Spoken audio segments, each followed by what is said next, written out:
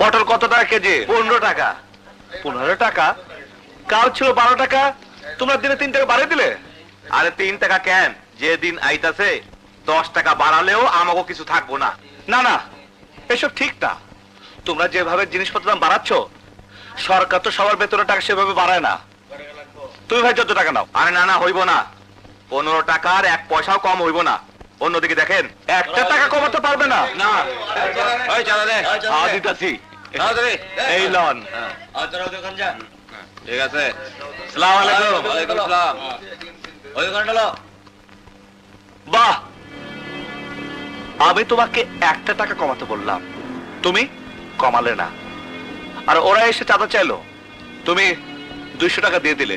হায় রে কপাল আমার। অগো 200 টাকা চাঁদা দিতে হয় বলেই তো জিনিসপত্রের দাম কমাইতে পারি না। ওদের চাঁদা দিও না। না দিলে ভাই সব লুট